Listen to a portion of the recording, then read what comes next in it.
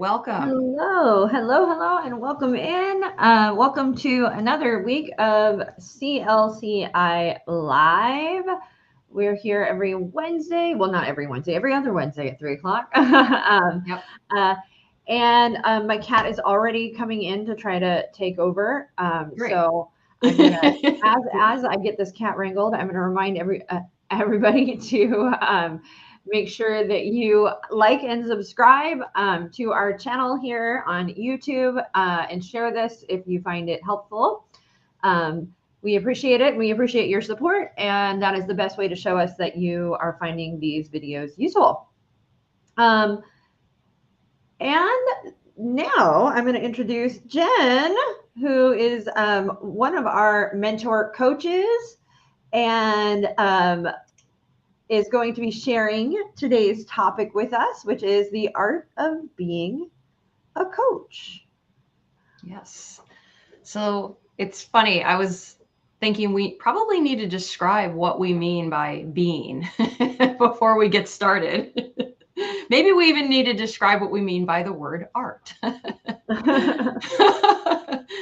So Well, and quickly, yeah. Jen, just before we even go to that, tell me why you picked this topic Yeah. today for us as a coach. So I picked this topic because in mentoring, a lot of times I can see coaches executing things well. They are doing things. Um, they are meeting the markers in a way that is almost clinical, like it's a checkbox. And yet, what is missing is that underlying state of being. So, the internal state of the coach from which the technique emerges. That is missing sometimes. And so, I thought it would be interesting to really zero in on that and help coaches to see that coaching is not just about technique. In fact, it's potentially about much more than technique, I think. Amazing. And it's safe to say that the reason that you're seeing other coaches and how they coach and how when they're starting out, because you are one of our mentor coaches at CLCI. So it is your job to help train coaches to be better coaches, to reach the ICF markers, and to successfully implement their coach training in the bounds of an actual session. So this is obviously something that has come up for you that you think would be greatly helpful to those folks who are wanting to be a coach, who are looking, who have started coaching and maybe are new in the coaching space. It's this kind of information that are going to help grow those talents and help them refine their process. Yes. Perfect. So Jen, you were saying we should start with being. Yeah.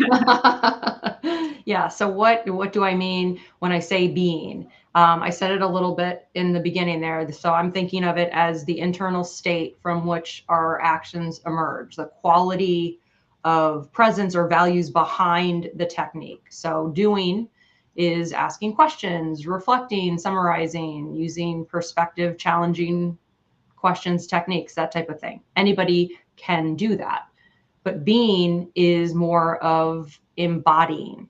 And the three things that I feel really stand out and distinguish a coach versus any other modality to help somebody is a coaching mindset, a coaching presence, and coaching curiosity. And so I wanted to kind of talk into the state of being and what each of one of those looks like as being rather than doing, and how they kind of compare to each other. So I'm just trying to clarify here really quick so that I can understand better. So what you're saying is there is a difference between being a coach and doing coaching. Somebody who is being present and being a coach is one thing versus somebody who is going through the motions maybe and just doing the thing. And there are three things that help assist you in being and finding the being and the being a coach, and that's mindsets, presence, and energy and curiosity. Is that correct?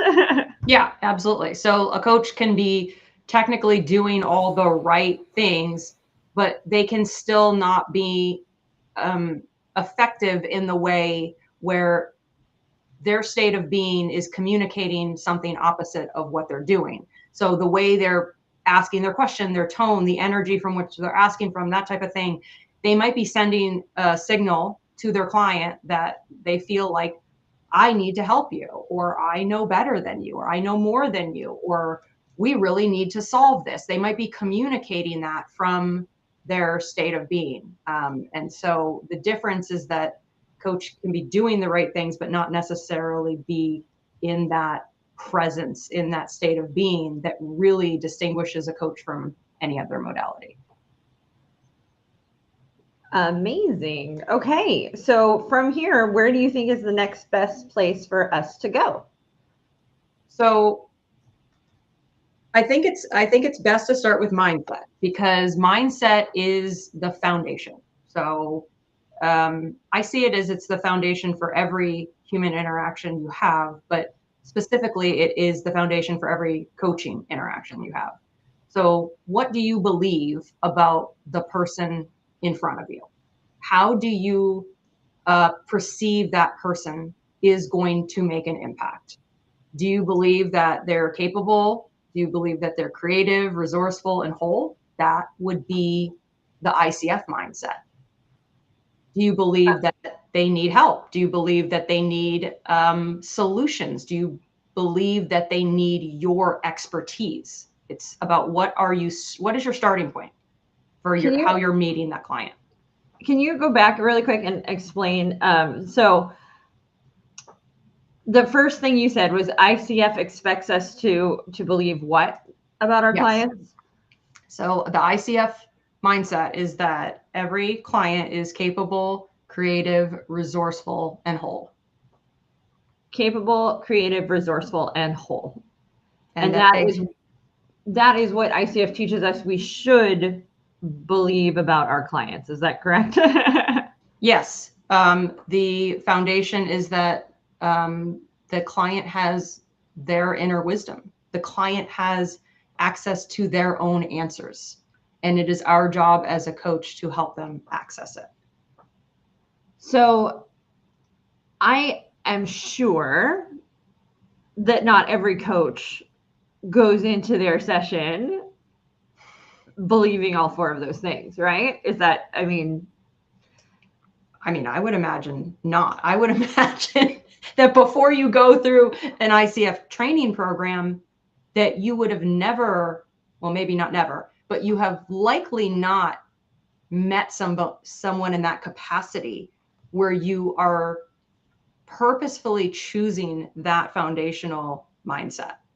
That's rare in a lot of helping people, whether it's within business or corporate or organizations, or whether it's within life.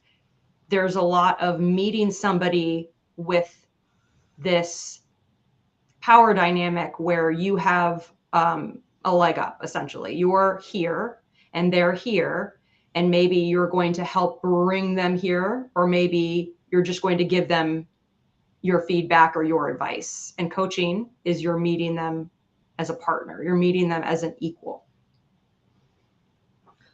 So, I mean, I think that's a big deal because it kind of really shines a light on this misnomer, this misunderstanding that often comes up with new coaches or people who aren't familiar with ICF's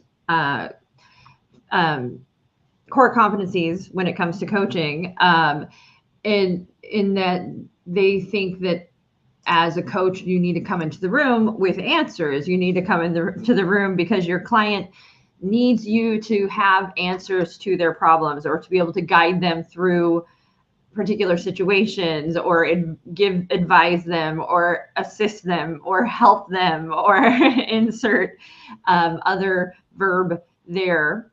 And that tends to not be the case, because, as you said, we're meeting them as a partner.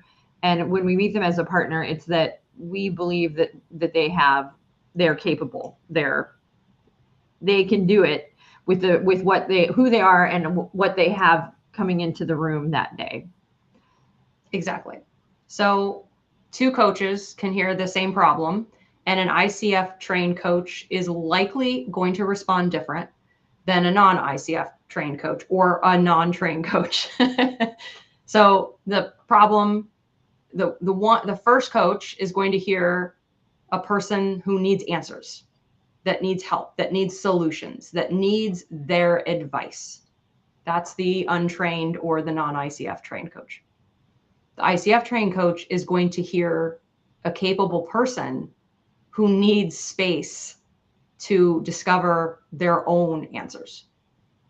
So there's a very clear distinction when it comes to ICF coaching versus any other type of coaching or any other person out there labeling themselves as a coach.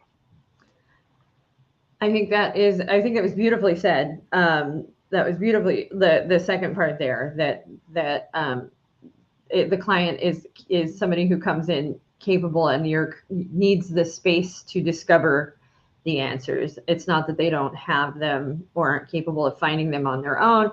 It's that they just need the space to work through and figure these things out, and that's what the coach creates in an ICF coaching model. Yes.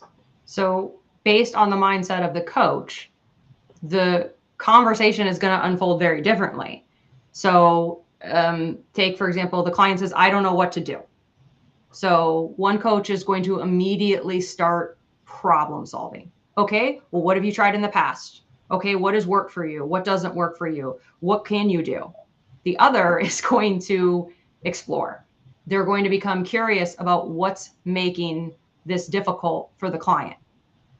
What's making the client stuck in I don't know. That's going to be the difference.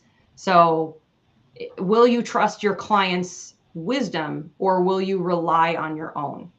It depends on how you were trained. Different mindset, different coaching. And of course, we prefer the ICF version. Yes. And we prefer it. I think we prefer it for multiple reasons. I mean, I can only speak for myself, but I prefer it because I've been helped through it. It has been instrumental in me growing as a human being. I had received a lot of help from a lot of different modalities prior to receiving coaching, ICF style coaching, and nothing did for me what ICF coaching did for me. ICF coaching taught me self-trust. It taught me to turn inwards rather than making others or outside things an authority. It taught me to reflect on my own authority. And nobody had done that up until an ICF coach. Very empowering. It is. Yeah, it really is. It's true. Is there anything else in this space of being, or in this first space of mindset, I should say, that you think we need to explore? I guess the one thing, I'm going to ask a question instead of asking that question. I'm going to ask a different question. Okay. As far as when we have coaches who come in who are new, who come into these spaces, come into these new spaces, and these new as a coach. How do I, as a new coach, make it believable or believe? How do I make it possible for me to believe that my client is capable and that my client is coming into the room with all those answers? It's that tried and true. Like, what is my value, or how do I learn to trust my client? Like, what would you say to that coach who essentially isn't trusting that their client has the answers? That's a really good question. That's a tough question for me to answer without incorporating my own experience. Because had I not received coaching and experienced the value of it myself, I don't know that I would have been able to understand the value of it. It was something that I had to experience in order to realize, oh my gosh, this is really powerful. So for someone who is having a hard time believing in that, I would say it's important to experience it yourself. That's one thing I can definitely say is going to make a difference. Another thing is that it's a process. It's trusting the process. Whether you believe it or not, are you willing to trust the process? Are you willing to see it through? Are you willing to run it as an experiment, maybe, and see what happens when you meet your clients as capable, resourceful, and whole versus they need my wisdom? So gaining experience, having experienced it yourself is one. And then also, are you willing to trust the process and experiment to see what happens? Because most people, when they do so, are pretty blown away with what comes from the client when you give them that space and you hold them in that capacity. So your best advice is essentially to either get coached or think of it as a thought experiment. Like, go into it. Let's think of it as a thought experiment. Let's see how it goes. Yeah. And trust. But I do think that a good point that you bring up, or that is maybe you didn't say directly, but that is indirectly brought up, is that if you are a coach and you're going through all of this training and you're learning and you're at some point, I would hope that you would be willing, if you can't trust maybe yourself, or if you maybe aren't in a space to trust your client, but trust all of the folks who have come before you, right? And put this curriculum together, all of the folks who have the experience of coaching, right? Because honestly, this knowledge from ICF, these core competencies, these things, and the schools that teach them, they teach them because we all have experienced and believed in the success of that curriculum, right? Of that modality. And so, if nothing else, trust that there are thousands of people who have expertise and who would say that this works when you show up and do this, and it is value and is of value. But I think the best thing you have said was to experience coaching yourself, and it will, on its own, prove its value to you, and that it does work. And the truth is that there is neuroscience behind it. There is actual science-based evidence behind meeting someone in this capacity and the difference in the brain function. Took the neuroscience class, can't recall the details right now. I can tell you that exists. That was something that was important for me to understand. And so as I'm listening to you talk, I'm like, oh yeah, there's actual science and there's actual evidence behind it too. Well, sure. And I mean, honestly, if we take it out of the science, right? If we want to just say the tangible results of anybody who's been coached, or you can say in just we were all kids once, right? Every single one of us were kids, and we had a parent who would tell us what to do, right? They would always tell us not to do something or to do something. And as a kid, you either chose to do it or chose not to do it, chose to follow along, chose not to follow along, or maybe somewhere in between. But I think the best lessons that were learned were the ones where we figured it out on our own, right?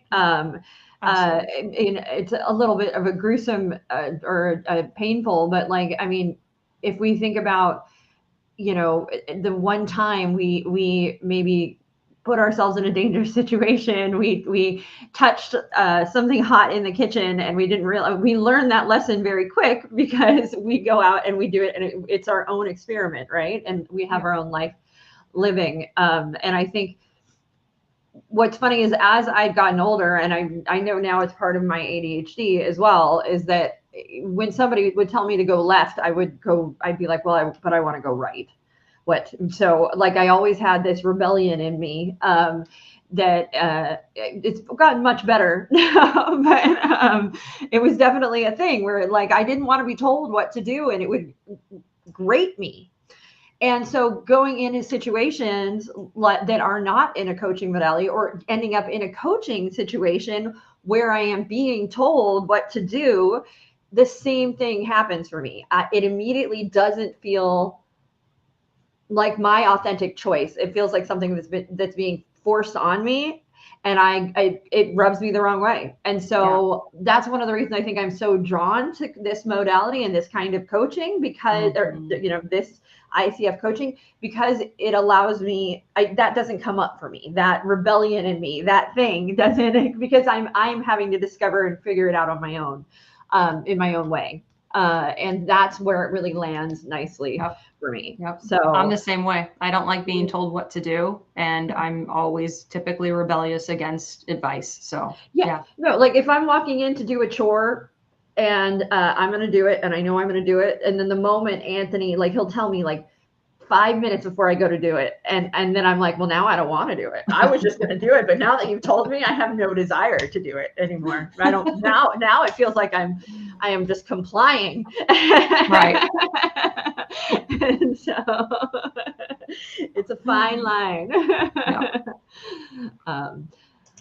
So now I'll refer back to that question. Is there anything else in this space of being that you think we need to cover, or this mindset? Sorry, yes, being, yes, but for today, I think that is where I wanted to at least cover with mindset, because we've got 2 more to cover. So amazing. So moving on to our second one, we have I have presence and energy.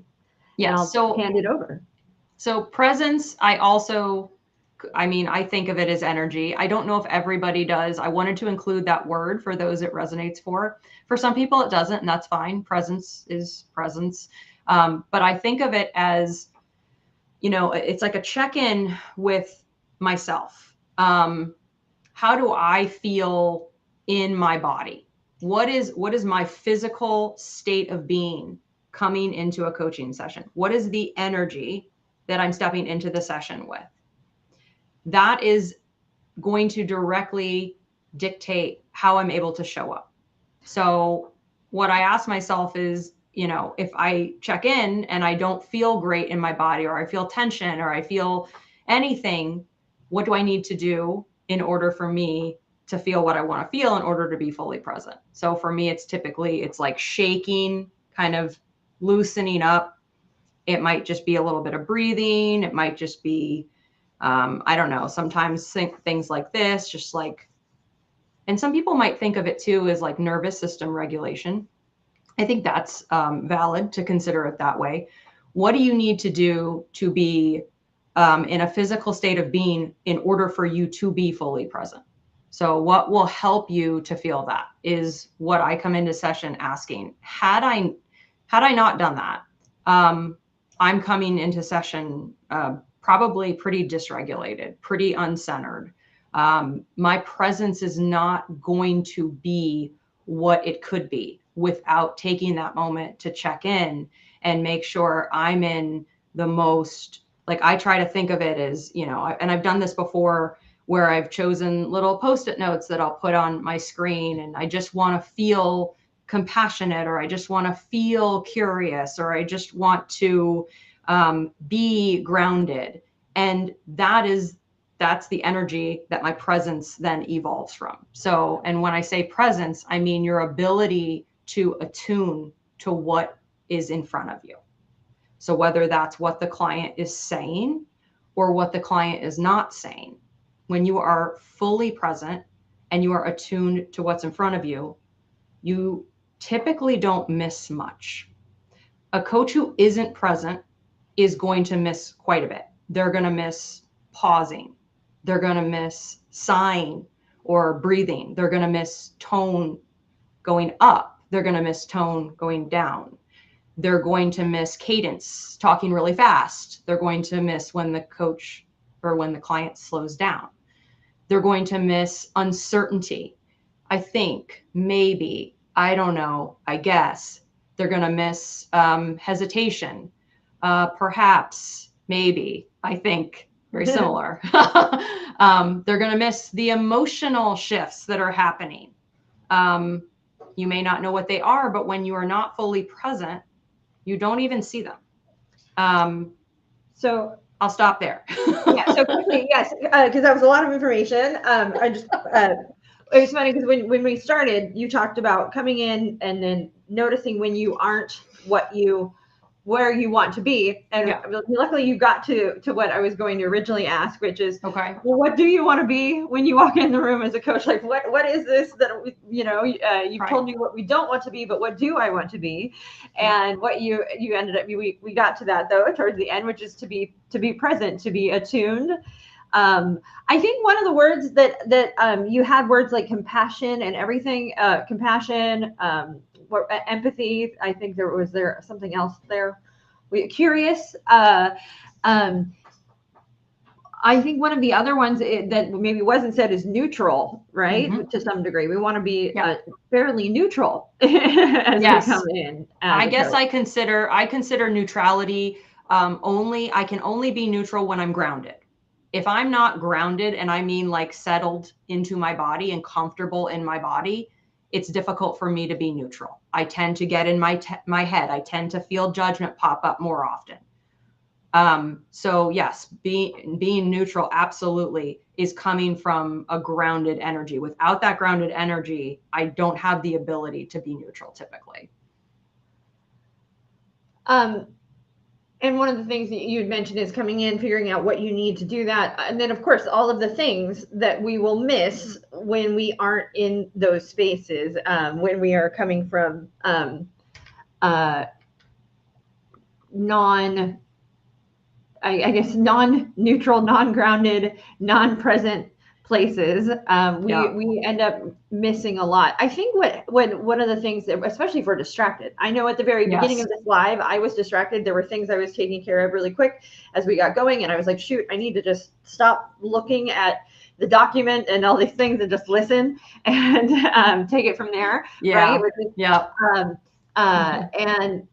and as a coach, that's even more important. That's even more of something that we need to do, is to just be able to tune in and listen, um, and make it about the client and not about what's going on in our own heads. And I think that one of the biggest things that comes forward for coaches is a sense of insecurity, right? There's insecurity that happens.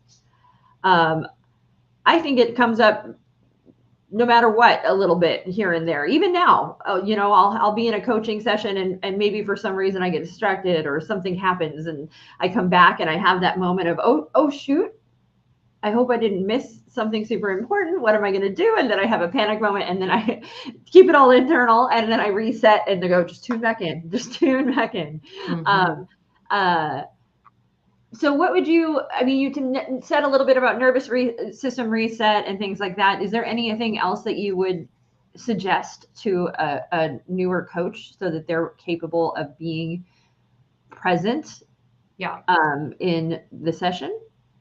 Yeah. So being fully present requires the willingness to not know when the client is talking, and that requires vulnerability. And a lot of people in the beginning, a lot of new coaches they're not, they're not, and neither was I. So let me just say that in the beginning, I was not willing either to step into the present moment, so much so that you get to a point where you don't know. You don't know what to say next. You don't know where to go next. You don't know. That is how you know you're fully present. And so the opposite of that looks like you're planning your next question. You heard them say something, and you're like, all you can think about is that thing, and you're just waiting for them to finish talking so you can give them that thing. That's how I used to coach. It's the difference between listening to respond and prove your worth and prove your value, and listening to understand, but to understand to help the client understand themselves. So it's not important for me to understand for me. It's important for me to understand so the client can understand. So there's a lot of, okay, so it sounds like, and correct me if I'm wrong, I think what I'm hearing is it seems like, and then giving it back to the client to discern what is true. In order to do that, you have to be willing to be fully present in the not know, and in the discomfort of not knowing. Okay, I said a lot. What are your No, thoughts? that's great. Uh, I agree. Well, and I think we're starting to get a little bit towards that area of curiosity. We're starting to move into the next little bit, I think. But what I think Yeah. you said that was super important is this it's one of the things that I didn't quite understand at the start is wait, I am the coach. Why do I have to be vulnerable? Like, how am I, like, that doesn't seem right. I'm a coach. I shouldn't need to be vulnerable in these situations. And I think the way you just explained it was perfection. Like, it was amazing. It was just that we're vulnerable because we are okay with being present and not having the answer, not having to have the answers, not having, we're coming into this trusting our clients and trusting that we will be able to coach to get our clients, help them get to where they need to go. And really they're the ones doing it, but that it's there, that is the vulnerability. It's that removal of ego, that removal of the need to advise, the need to have answers. That's where it definitely does feel a little vulnerable, for sure. So I absolutely love that you brought that up, because it was something that I didn't understand at first.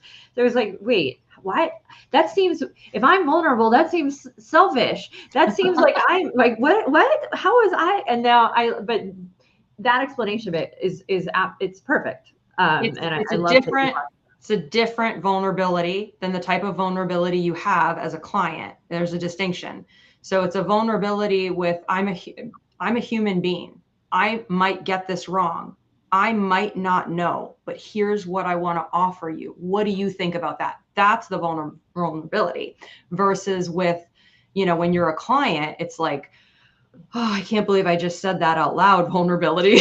So it's different, but the feeling is still there in terms of you realize you are exposed. You are not protected by the ego, by the knowing, by the I've got the next question ready to go. I'm going to reflect this. I'm not even going to listen to the rest of the thing they say. I'm just going to focus on reflecting that. That's the protection that a lot of coaches will utilize in the beginning, myself included.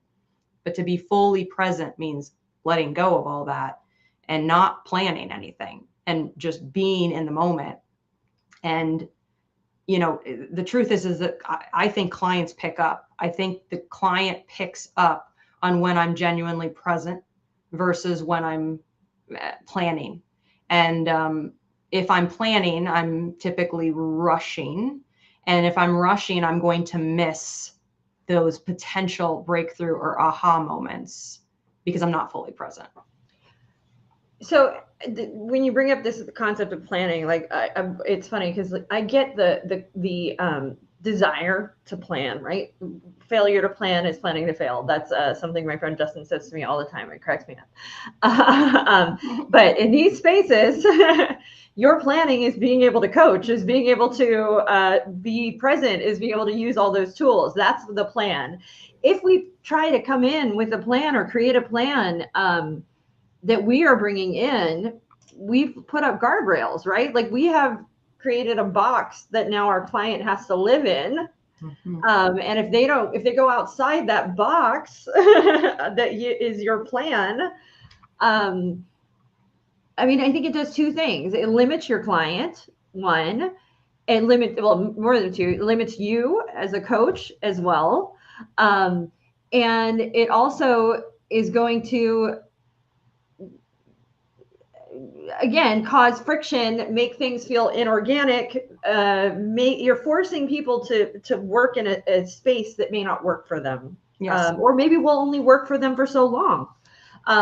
It might work for a little bit, but eventually it's probably gonna to not work anymore, and that's when the client's going to be like, maybe this isn't working for me. Whereas if I'm able to be flexible and not and more fluid, I can move and pivot with my client.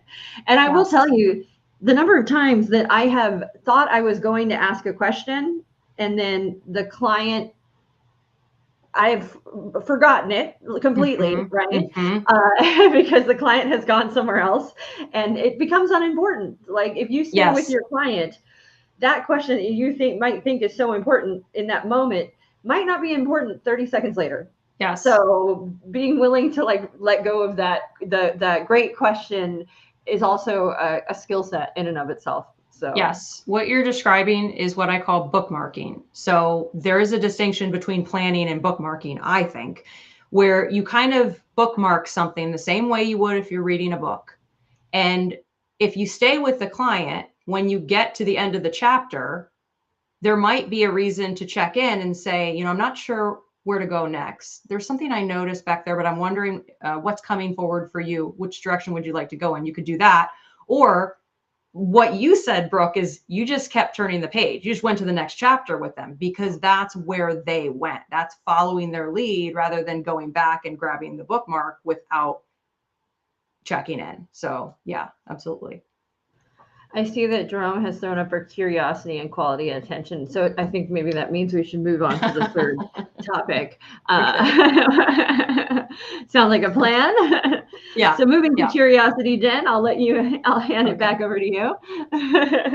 Okay. So the third, and so we've covered for the art of being a coach, we've covered mindset, we've covered presence or energy, and now we're covering curiosity. And so I don't believe that coaching exists without curiosity personally. So I think curiosity is what sets you apart from, and I mean, I've said this probably about mindset too, which is true, but curiosity can be used at any time in life.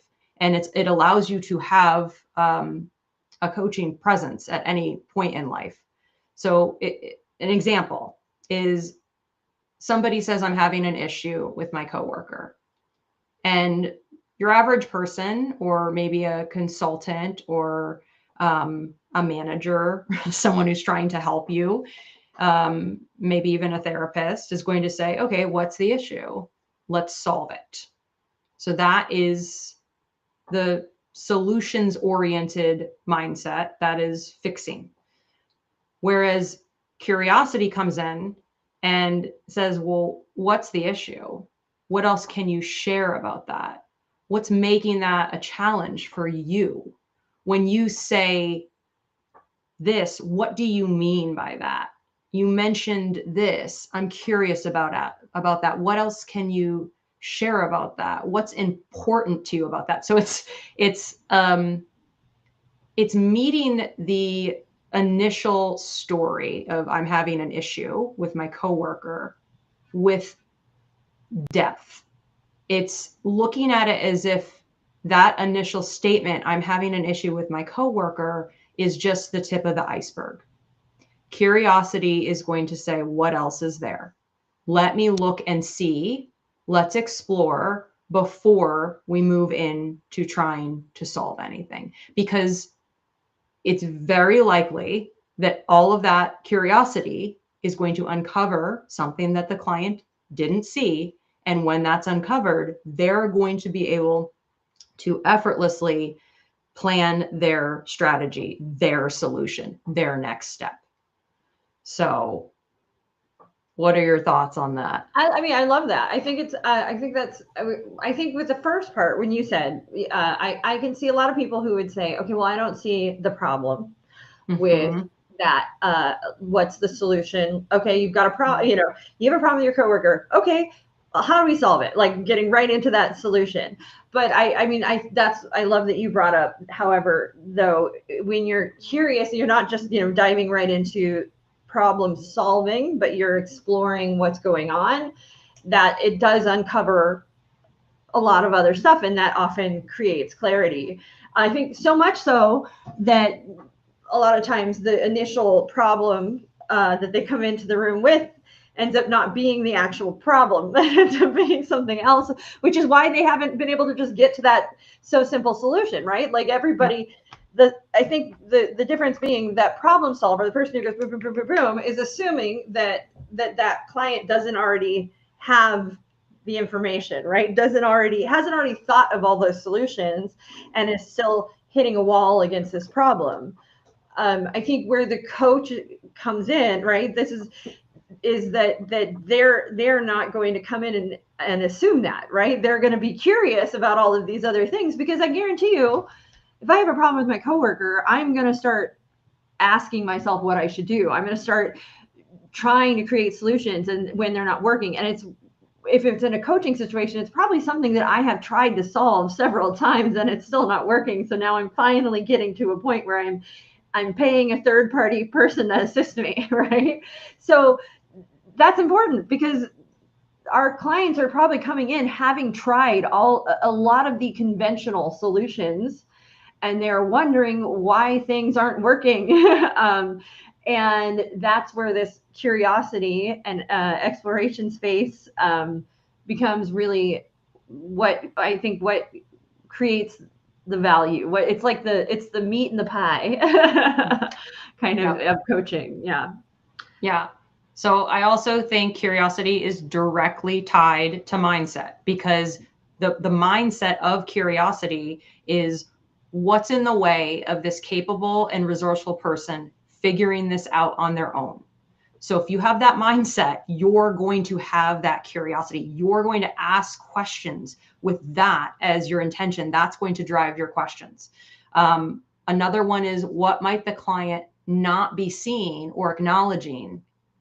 That's another one. When you meet them with that mindset, that's going to inform your questions, versus when you meet them with the mindset of like, okay, what's the problem so I can help you solve it. It's a different intention with different questions that come from the mindset. So instead of asking for more details about the issue, it's more about exploring why it matters, how the client relates to it, what it reveals about them in a deeper way. It's what allows the client to access their own wisdom. A coach's curiosity is what allows the client to access their wisdom. It's that's the tool. That's the value. And Yeah. yeah.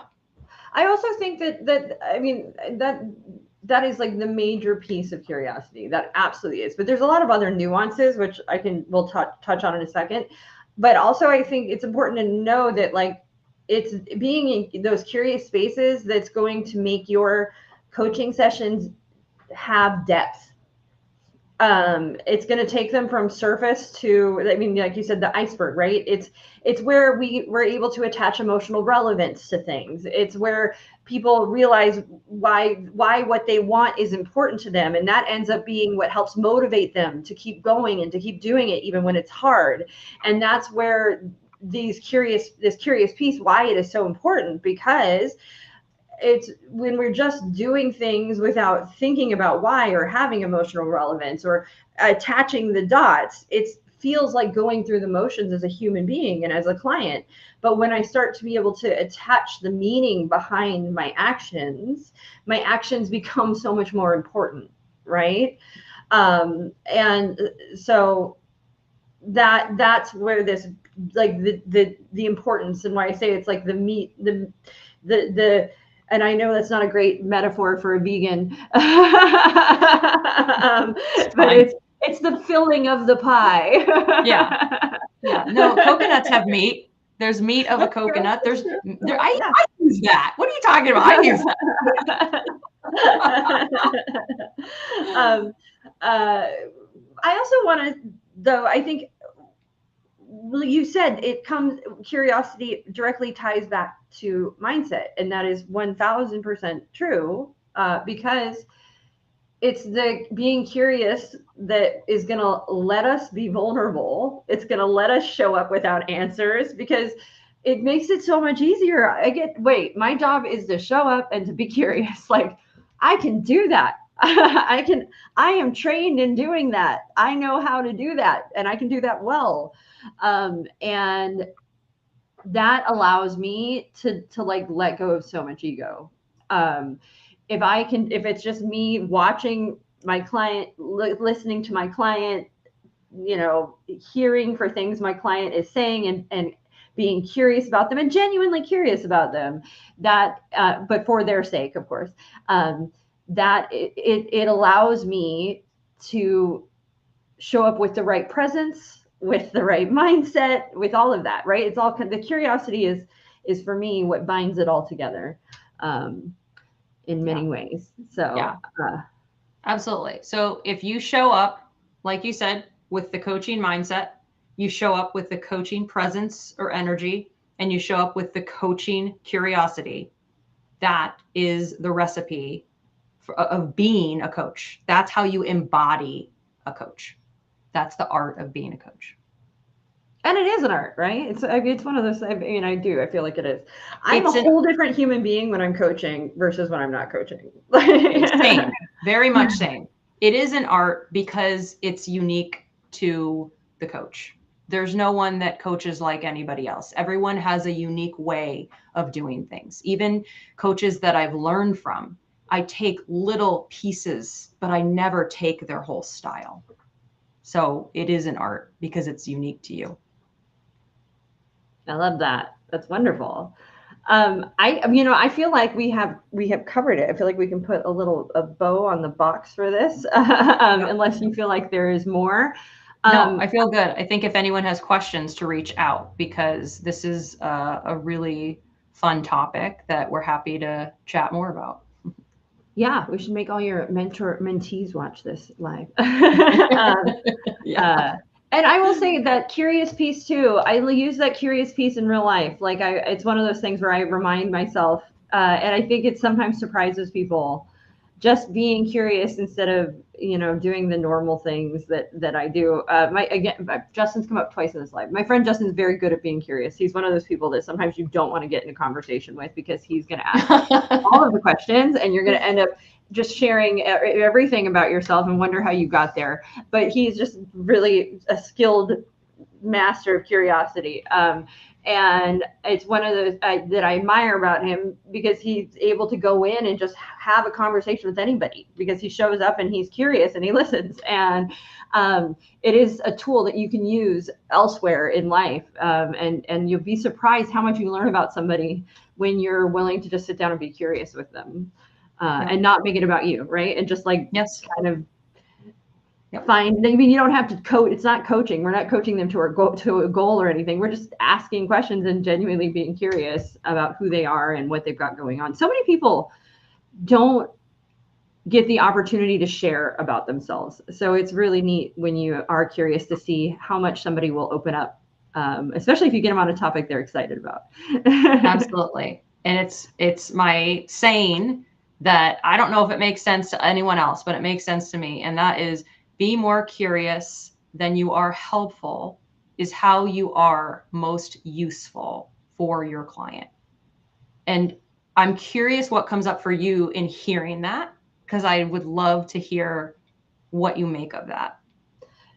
Say it one more time for me. Mm-hmm.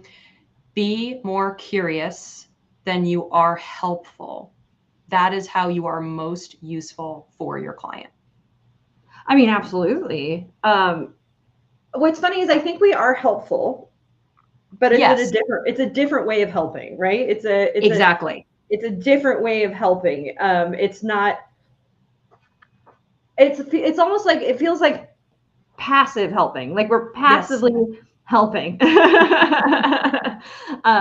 It's the curiosity is the action, the helping is the passive, because it leads Yep. to them. Our client is going to feel like it has helped them at the end of the day. Like the process of coaching has helped them. And I said it that way on purpose. I did not say that their coach has helped them. I said that the process of coaching has helped them. Yep. And which the reason we say that, and the reason you say what you just said, is because we are not the doers in this situation. We are not going out and doing the do and living the life. That is what the client is doing. We are a small portion of itty bitty portion of time in their lives that allows them to go out and help themselves. Yep. And so I think it's a great way of putting it, for sure. Yeah. And if you try to be helpful, you're then shifting the energy, the presence that you're coming from. So that's Yes. why I say be curious. If you try to be curious, you're going to be the most helpful. Yeah. Ironically, it's a Yes, I agree. strange little cycle of wording. I think that's all for us. Thank you so much for being here, Jen. We're so excited to have you. I think we're going to be on again in 2 weeks. I think Jen might be back with us for that. We are currently selecting a topic. So we'll share that with you as soon as we have it selected. Thank you to those who have tuned in. We will see you back here in 2 weeks, hopefully. If you enjoyed this, like and share. And also, if you want to be a coach, if you're curious more about coaching, if any of this rang true to you, if it hit a spot in you, if it sounded like, ooh, or if maybe you are trying to coach and you feel like it's not working for some reason, make sure you check out our school, Certified Life Coach Institute. Jen and I both work there. We were both trained there. We absolutely love the Institute, and you can get trained to be a coach in 3 days, and you can get mentored by Miss Jen here. So, and that's all. Yep.